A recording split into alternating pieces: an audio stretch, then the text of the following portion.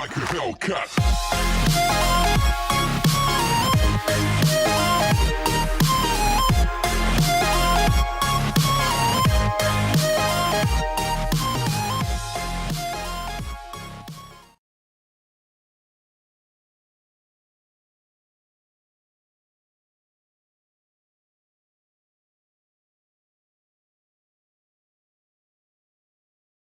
Alright, so conic motor here, back. This one's a little different. Got the camera mount right here. Hello, how y'all doing? And well, today I'm gonna be talking about carburetors, you know, what carburetors I have, you know, my whole shebang on them, and what condition my motorcycle was in when I got it, how I got it, and basically what I've done to it. So, first off, this is the carburetor I currently use. This is not the exact one I use. Saying that, yeah. So,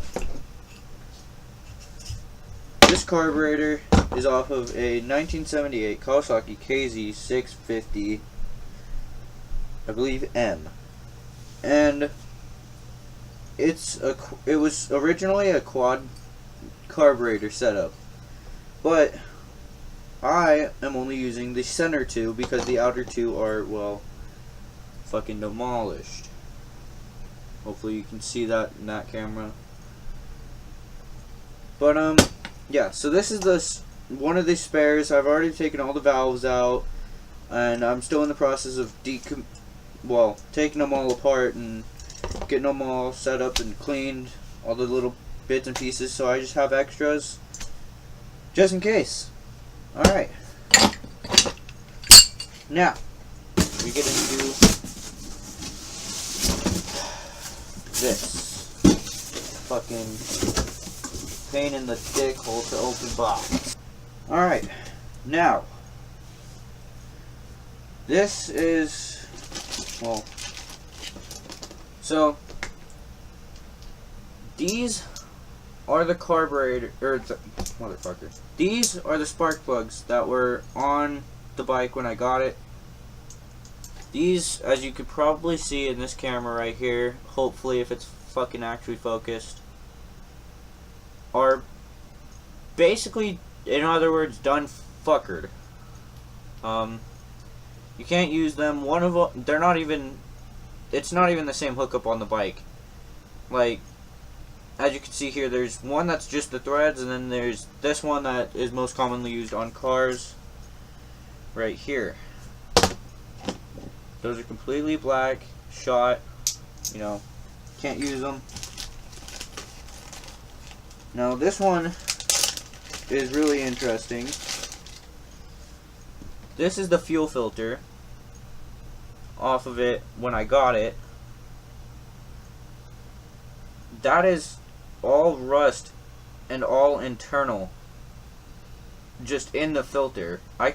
There was no flow through this. I can't even get air through it. And yeah, that's just fucked. And then here's where things get a little bit messy. Right here.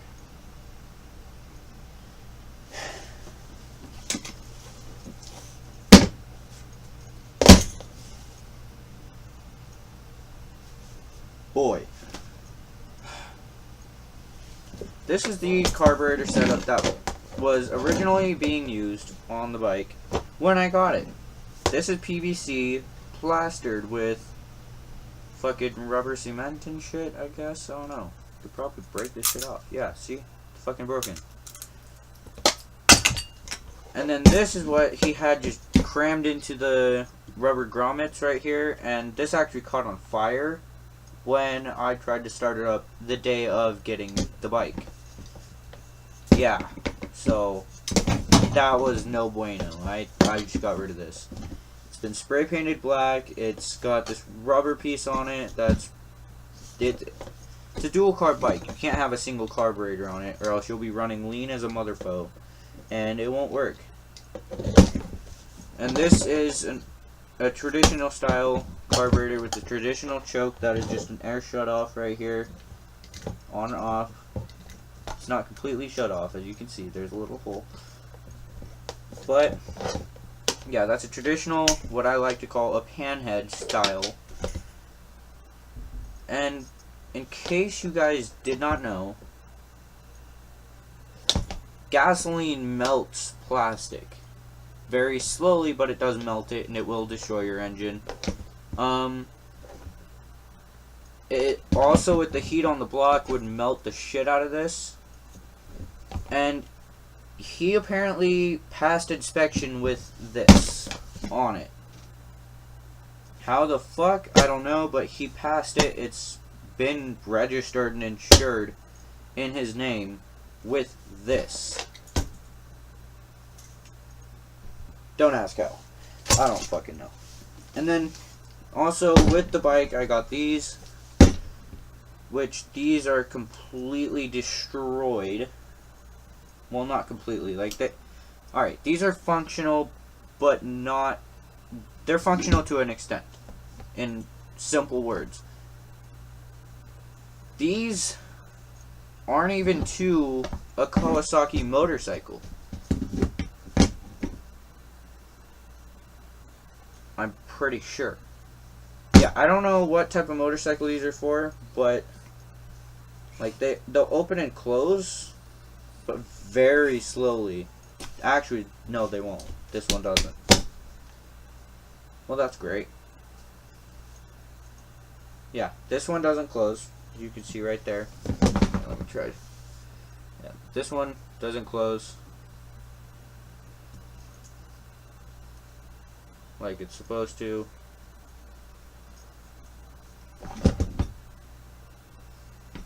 Yeah.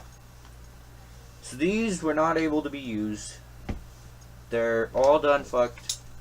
I could probably clean them up. I'm actually going to this spring just clean them up and sell them. The choke is stuck and everything. I could possibly use them, just shorten these brackets, but I don't know. I don't even know if it's worth attempting to or what. But yeah, so that's basically how that goes. And now we get into the condition of the bike originally. So, I'll just start completely back to how I found the bike. I've been looking on Craigslist for a long time. I had my 125. You know, I was like, I might trade this bike. I might try to trade something else. I'm broke as a motherfucker. I can't afford to buy a bike. And this dude posted this bike, you know, 1981 Kawasaki old motorcycle. That's literally what the title was. Didn't even know the fucking name of it. It's a KZ. But so he posted it. I responded. I was like, "Hey man, would you be down to trade? You posted this 30 minutes ago. I'd be willing to trade you a few items for it." Da da da. We go back and forth, right? He's like, "Yeah man, I'll trade." And so we start working out this deal. Now, what I put down on the table was all this besides my 125 had not been being used. Remember that part, because everybody gives me crap for trading so much for this piece of crap bike, which it's not a piece of crap, it's actually a really good bike. It just needs some work. So I put on the table, I was like, you know, you've got it titled, everything else, you've got a bill of sale, it's all ready to go, I'm good with my hands, I'm good with bikes, I can get this thing running. I put on the table a lawnmower that I got running like half a year earlier and just had it parked there. Like, it was just sitting there. Old push mower. A toolbox that had been sitting right there in my room for 4 months. Nothing in it. A mini fridge, which was over in this corner right here, Literally didn't even know there was stuff still in it or that it was on. And then my Kawasaki KE 125 Enduro motorcycle without a title. I don't even know if it is clean. I don't fucking care anymore. But, so he's like, yeah, blah, blah, blah, you know. We go back and forth with a few messages. He texts my mom because I'm underage, and he just wants to make sure that it's okay with her. And all this and this.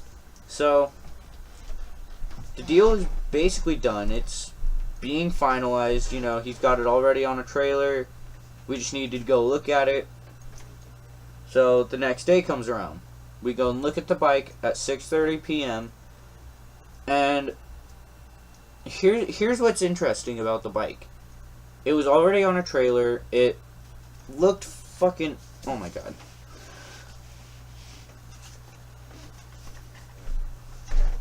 It looked great. Well, not great. It was dirty as a mother... It was as dirty as a bike could probably ever get. That's not a dirt bike. It had no gas. It had the key still in it. I'm surprised it was even charged because the key was on the on position, I believe. The light wasn't mounted. You can still see the wiring in the front. Like, that hasn't even changed a little bit. So we go and look at it, and I'm like, you know, you say it runs, I'd like to see it, and he says, well, it doesn't have any gas, but I can hit it with the starter fluid right here.